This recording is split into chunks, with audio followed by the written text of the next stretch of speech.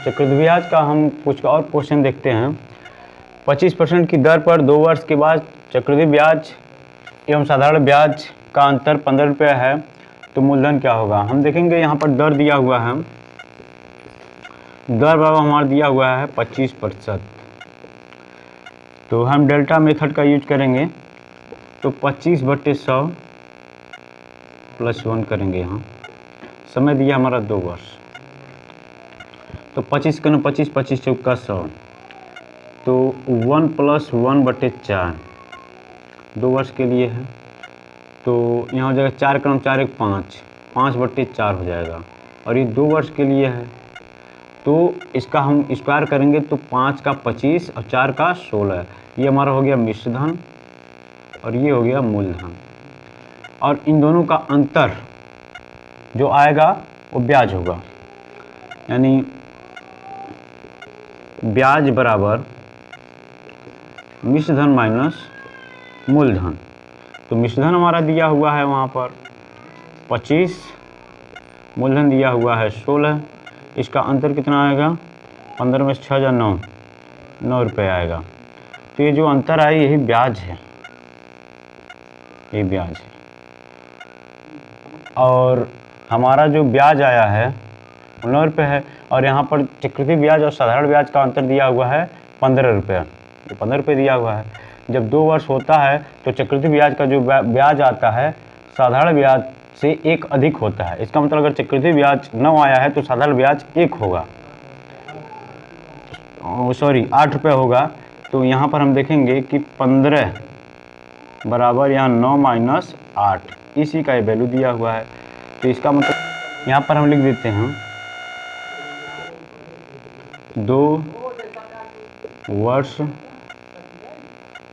2 वर्ष के लिए चक्रवृद्धि ब्याज से साधारण ब्याज 1 रुपये कम होता है। यहाँ पर दिया है चक्रवृद्धि ब्याज दिया है 9 रुपये और साधारण ब्याज 1 कम कर देंगे तो 8 रुपये, और इन्हीं दोनों का अंतर है। चक्रवृद्धि ब्याज और साधारण ब्याज का अंतर दिया है 15 रुपये और इसका अंतर आया है, यानी 1 रुपये का वैल्यू दिया है 15 रुपये। तो हमारा मूलधन निकालना है, तो मूलधन हमारा कितना दिया है यहाँ पर 16। तो 16 के यहाँ पर गुणा कर लेंगे, गुणा करेंगे 15 छक्का 90 हो जाएगा, हासिल 9, 15 का 15, अब 15 और 9 जोड़ेंगे हम तो 20 24, ये हमारा आंसर हो जाएगा। चलिए अगला क्वेश्चन देखते हैं। किस धन पर, यानी हमको मूलधन निकालना है, किस धन पर साधारण ब्याज और चक्रवृद्धि ब्याज का अंतर 8 रुपये दिया, यानी साधारण ब्याज और चक्रवृद्धि ब्याज का अंतर दिया है 8 रुपये। यदि समय 2 वर्ष और ब्याज की वार्षिक दर 4% हो तो वह कितना धन होगा, यानी मूलधन पूछा जा रहा है। हम देखेंगे हमारा दर क्या है, सॉल्व करेंगे। हमारा दर क्या है, दर बराबर है 4%, तो 4% है, यानी 4/100 करेंगे और यहाँ +1 करेंगे। समय 2 वर्ष के लिए है तो घात 2 लगा देंगे। अब देखेंगे 4 का यहाँ पर करेंगे तो 25 चौका 100 होता है, यानी 1 + 1/25 हो जाएगा। समय 2 वर्ष, तो यहाँ 25 का 25 1 26, 26 बटे हो जाएगा 25। समय 2 वर्ष लगा देंगे। अब 26 का वर्ग होता है 676, यानी 26 × 26 676। अब 25 × 25 यानी 625 हो जाएगा। ये हमारा हो गया मिश्रधन और ये हो गया मूलधन। इन दोनों का जो अंतर आएगा वही आएगा हमारा चक्रवृद्धि ब्याज।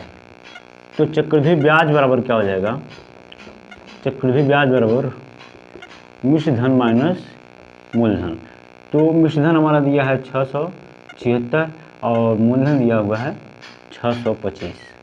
इसका अंतर क्या हो जाएगा, यहाँ से 6 में से 5 गया 1 हो जाएगा, 7 में से 2 हो जाएगा 5 हो जाएगा, और 6 में से 6 जाएगा 0, यानी 51 रुपये हमारा आया है चक्रवृद्धि ब्याज। चक्रवृद्धि ब्याज हमारा आया है 51 रुपये। तो हमारा साधारण ब्याज क्या होगा,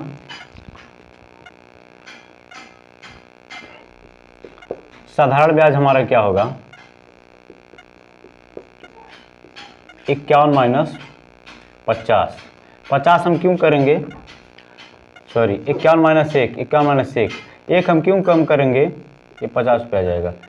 क्योंकि जो साधारण ब्याज होता है, अगर समय 2 वर्ष है तो चक्रवृद्धि ब्याज से साधारण ब्याज 1 रुपये कम होगा, इसलिए हमारा ये हो गया साधारण ब्याज। यानी यहाँ पर हो गया चक्रवृद्धि ब्याज, चक्रवृद्धि ब्याज हो गया 51 और साधारण ब्याज हो गया 50।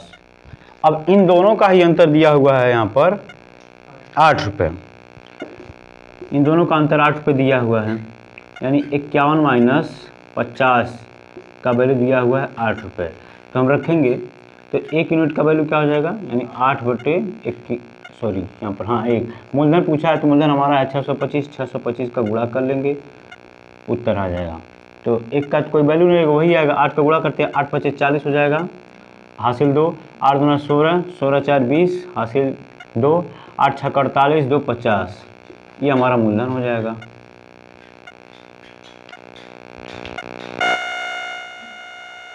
अगला सवाल देखेंगे, किसी मूलधन पर 5% वार्षिक ब्याज, बंद कर दो। क्वेश्चन हमारा है, किसी मूलधन पर 5% वार्षिक ब्याज दर से 3 वर्षों में साधारण ब्याज और चक्रवृद्धि ब्याज का अंतर 91.50 होगा।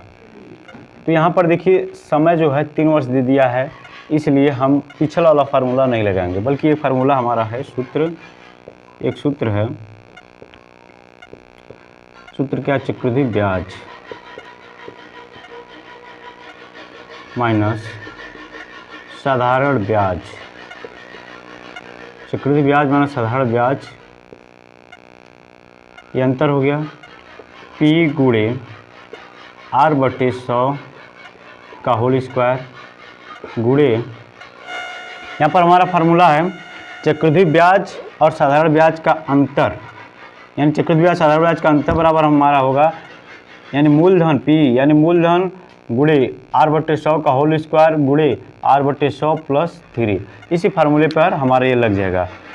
तो हमारा चक्रवृद्धि ब्याज और साधारण ब्याज का अंतर जो है वो दिया हुआ है 91.5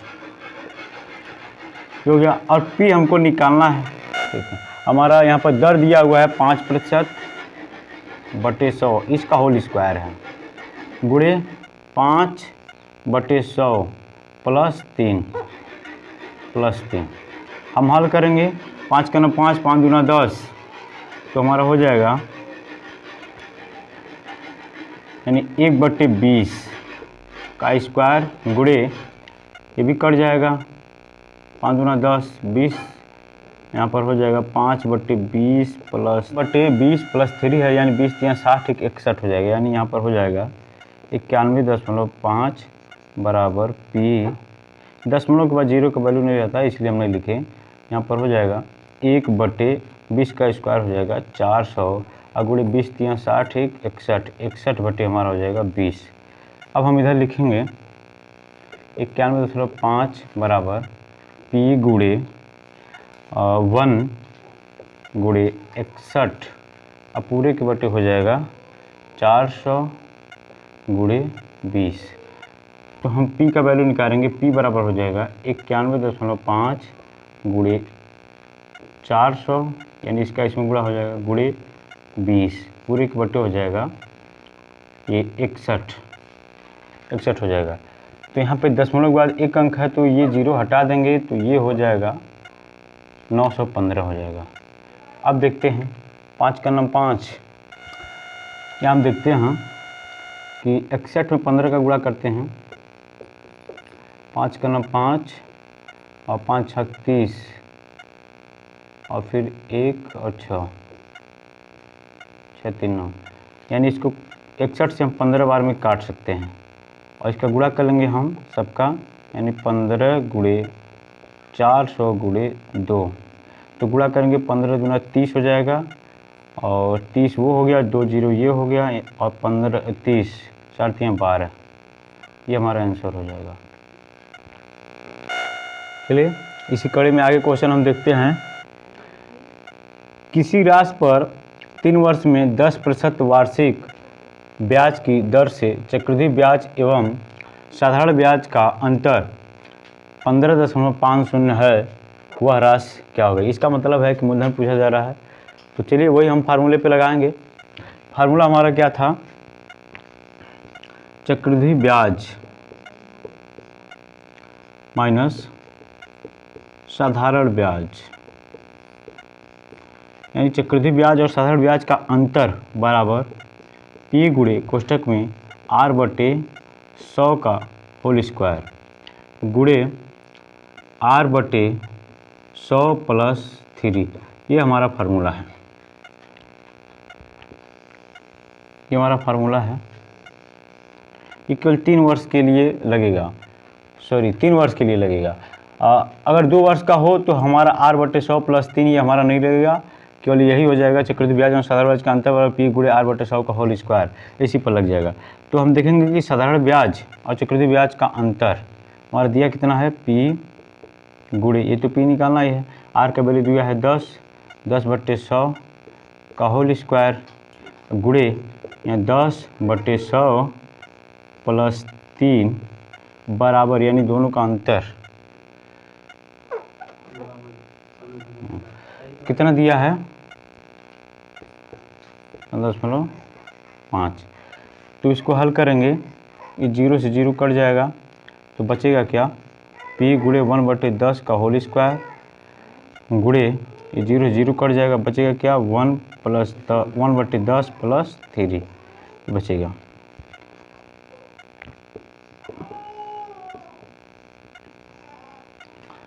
तो इसका स्क्वायर करेंगे, P गुणे 1 का स्क्वायर 1 ही होगा, यहाँ पे 10 का हो जाएगा 100 और गुणे 10 या 30, 3 31 बटे हो जाएगा 10। अब इसको हम पक्षांतर करेंगे, यानी P बराबर हो जाएगा हमारा 15.5 गुणे 100 गुणे 10 पूरे के बटे हो जाएगा 31। तो यहाँ 1 दशमलव हटा देंगे तो ये 1 0 हटा देंगे तो दशमलव हट जाएगा, तो क्या हो जाएगा, P बराबर हो जाएगा कि 15.5 गुणे 100 गुणे 1 है, तो 1 नहीं, यहाँ पर 10, यहाँ पर 10 है। तो जब हम इसका गुणा इसमें कर देंगे तो दशमलव हट जाएगा, 155 गुणे 100 ही बचेगा और बट्टी में 31 हो जाएगा। तो 31 का पहाड़ा हम 5 बार पढ़े हैं, 5 का 5 5 3 15, यानी 5 बार में ये 31 से 5 बार में कट गया है, तो 5 गुणे 100 बराबर हो जाएगा 500, ये आंसर हो जाएगा हमारा। चलिए एक और क्वेश्चन देखते हैं इसी तरह का। 3000 के मूलधन पर 20% की वार्षिक दर से 3 वर्षों के चक्रवृद्धि ब्याज तथा साधारण ब्याज के मध्य अंतर क्या होगा, ये है। तो हमारा सूत्र है चक्रवृद्धि ब्याज माइनस साधारण ब्याज बराबर P यानी मूलधन गुणे R/100 का होल स्क्वायर गुणे R/100 + 3, यही हमारा सूत्र है। तो साधारण ब्याज और चक्रवृद्धि ब्याज का अंतर हमको निकालना है। क्या हुआ है, 3000, यानी P का वैल्यू 3000, यहाँ R दिया है 20%, तो इसके बट्टे हम 100 कर लेंगे, इसका होल स्क्वायर कर लेंगे गुणे 20/100 + 3 कर लेंगे।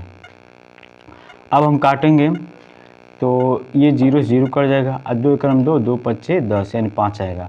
इसका मतलब है कि 3000 और गुणे 1/5 का होल स्क्वायर और गुणे ये कटेंगे 20 का 20 20 25 100, यानी 1/5 + 3 हो जाएगा।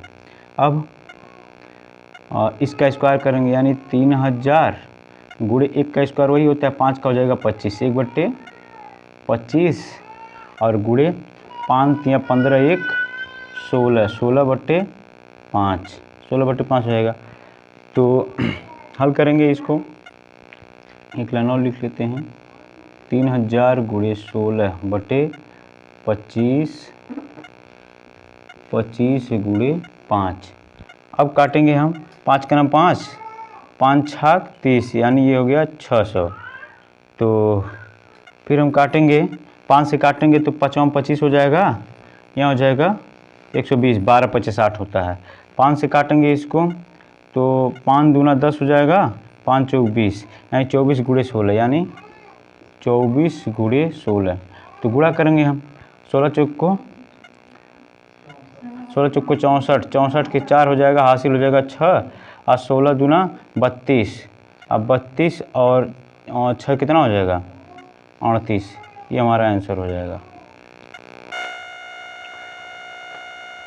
कोई धन 2 वर्ष में 1.25 गुना तथा 3 वर्षों में 1.75 गुना हो जाता है, चक्रवृद्धि ब्याज की दर क्या है?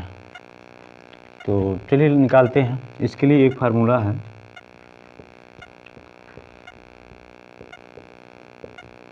सूत्र क्या है देखेंगे। सूत्र है, एक गुना है तो लिखेंगे हम दूसरा गुना बटे पहला गुना, पहला गुना, और इस पर जो समय दिया हुआ है, एक दिया है 2 वर्ष, एक दिया है 3 वर्ष, तो इसके करेंगे हम 1 बटे T2 माइनस T1 माइनस 1 गुणे 100। ये हमारा फार्मूला है। तो चलिए रखते हैं फार्मूले पर। दूसरा गुना हमारा क्या है 1.75, पहला गुना हमारा क्या है 1.25, और 1 बटे दूसरा समय क्या है T2 का मतलब दूसरा समय 3 है, माइनस पहला समय 2 है, माइनस 1, और यहाँ गुणे 100, इसलिए क्योंकि यहाँ पे दर निकालना है, प्रतिशत में आएगा। चलिए यहाँ आगे लगाते हैं। तो यहाँ पर है 1.75 बटे 1.25, ये जो घटेगा समय जो आएगा, ये 3 में से 2 जाएगा 1, यानी 1 बटे 1, तो 1 बटे 1 का मतलब 1 ही होगा, 1 हो जाएगा, लिख लेते हैं, और माइनस 1 गुणे 100। अब 1.75 बटे 1.25 और माइनस 1 बचा है, ये तो 1 का वर्ग 1 ही होता है, गुणे 100। तो 1.25 का इसमें गुणा होगा तो वही आएगा 1.75 माइनस 1.25, अब पूरे के बटे हो जाएगा 1.25, बड़ा कोष्ठक हट गया, गुणे 100 हो गया। इसको घटाएंगे तो यहाँ 5 में से 5 जाएगा 0 हो जाएगा, यहाँ 7 में से 2 जाएगा 5 हो जाएगा, और बस यही बचेगा, यहाँ दशमलव लग जाएगा। तो ये नीचे है 1.25 गुणे 100 है। यहाँ ऊपर में जब गुणा 100 हो गया तो यहाँ पर हो जाएगा 3 0, और 2 अंक पे दशमलव है तो 2 अंक पे दशमलव यहाँ लग जाएगा। अब यहाँ नीचे है 1.25, तो यहाँ दशमलव हटाने के लिए हमको 100 का गुणा करना पड़ेगा, और यहाँ दशमलव के बाद 0 का वैल्यू नहीं रहता है, इसलिए यहाँ पर ये हट गया। यहाँ भी 100 का गुणा करेंगे फिर, तो क्या हो जाएगा, यहाँ 5000 हो जाएगा फिर, और नीचे है 125 ही आएगा, 125 आएगा। तो 25 से काट लेंगे, 25 25 125, अब 25 दूना हो जाएगा 50, यानी 200 बटे 5, तो 5 का ना 5, 5 चौक 20, यानी 40%। ये हो जाएगा आंसर। तो आइए इसी कड़ी में एक और क्वेश्चन देखते हैं। कोई धन 5 वर्षों में 8 गुना तथा 8 वर्षों में 27 गुना हो जाता है, चक्रवृद्धि ब्याज की दर क्या है? तो यहाँ पर हम निकालेंगे, हमारा सूत्र क्या है, सूत्र हम आप लोगों को बताए हैं, सूत्र बताए हैं कि दूसरा गुना बटे पहला गुना, दूसरा गुना बटे पहला गुना, इस पर जो समय है 1 बटे समय का अंतर दिया हुआ है, यानी हो जाएगा T2 माइनस T1, और यहाँ -1 और बड़ा कोष्ठक गुणे 100। ये हमारा फार्मूला है। तो फार्मूले पर हम रखेंगे, तो हमारा दूसरा गुना क्या है 27, पहला गुना हमारा है 8, 8 रखेंगे।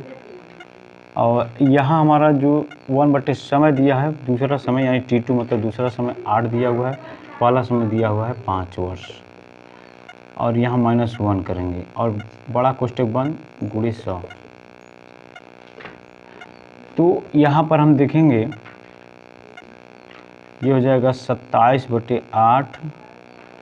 तो यहाँ पे 8 में से 5 जाएगा, 3 बचेगा, यानी हो जाएगा 3।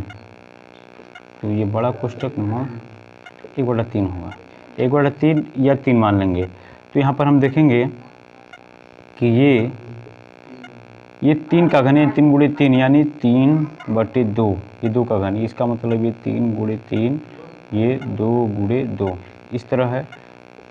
और यहाँ -1 है हमारा, 1/3 है इसलिए 3 बार हुआ है और गुणे 100 है। तो अभी 3 × 3 कर लिए हैं तो ये हो गया, हाँ ठीक है सही। तो 3/2 हो जाएगा और -1, ये कोष्ठक हट गया, -1 बचा है, ये बड़ा कोष्ठक है, ये बड़ा कोष्ठक और गुणे 100। अब 2 यानी 3 - 2/2 हो जाएगा और गुणे 100 हो जाएगा, यानी 1/2 गुणे 100। तो 2 से काटेंगे हो जाएगा 50, ये हो जाएगा प्रतिशत, आंसर हो जाएगा हमारा।